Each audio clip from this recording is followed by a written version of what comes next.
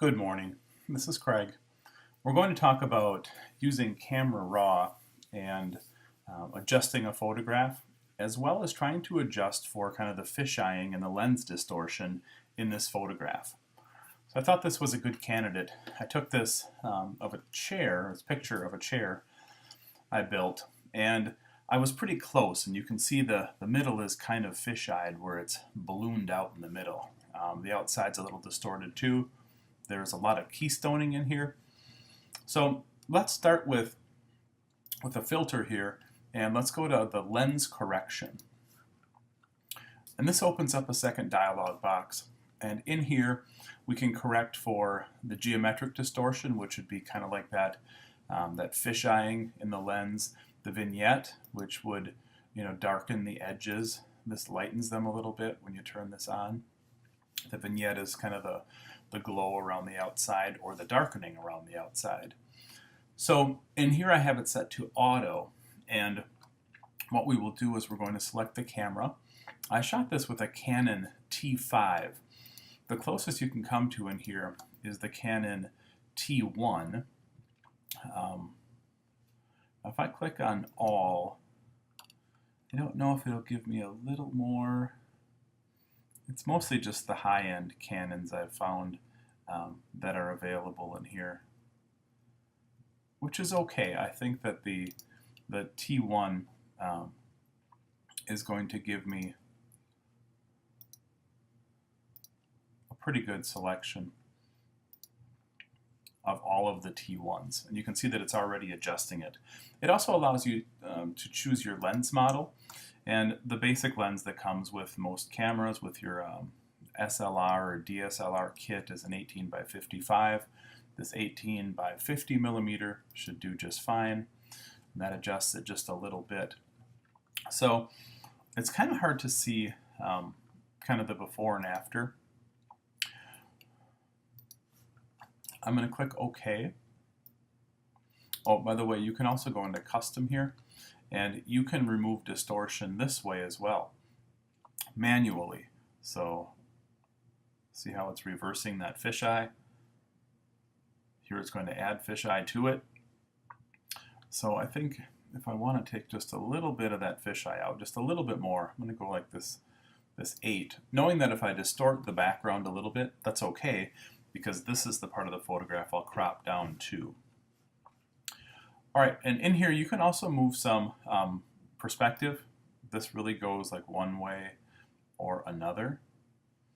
So this might help a little bit with keystoning. I prefer to do keystoning manually, but you can see how this would change some of that. It's a little bit easier for me to do it manually, and I have that in a different video.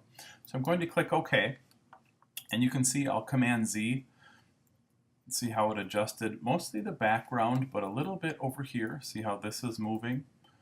This is moving, and it's kind of taking that concave fisheye out of it and making it a little bit more convex, I guess we would call that, or vice versa. So this looks a little bit better.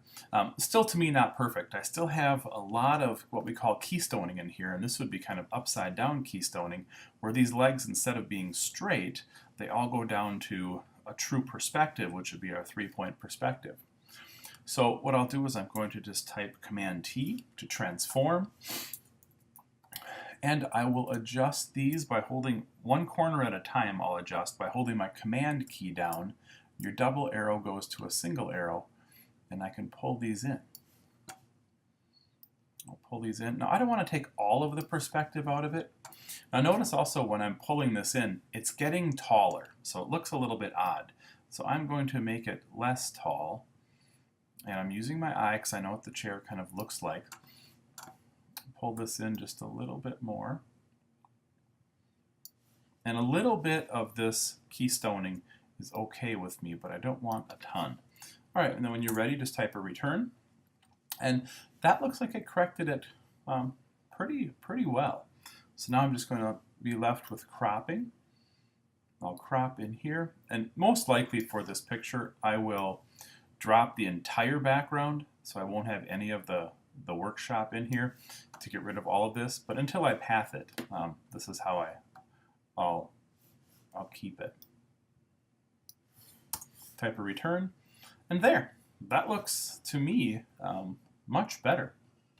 So let me zoom out a little bit here, and I'm going to crop this, pull this over here so the center hits right in the middle there. I'll go even a little bit further. And I'm going to open, and I'm going to go find that picture. There it is. I'm going to open that. I'll open the original and put them side by side.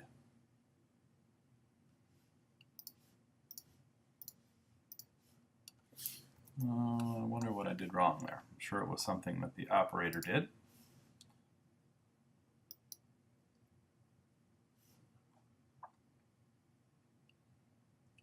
Oh, you know what? It's saying it's already open here. Let me save this as. I'll put this on the desktop.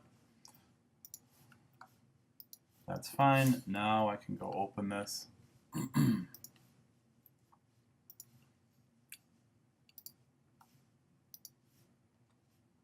Select all, copy, close the window, paste it, scooch it over here, put this layer in front.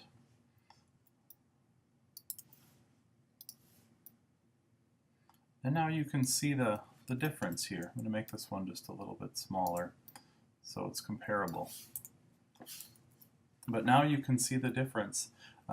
In this, you can really see the distortion in this once you see one that really isn't distorted.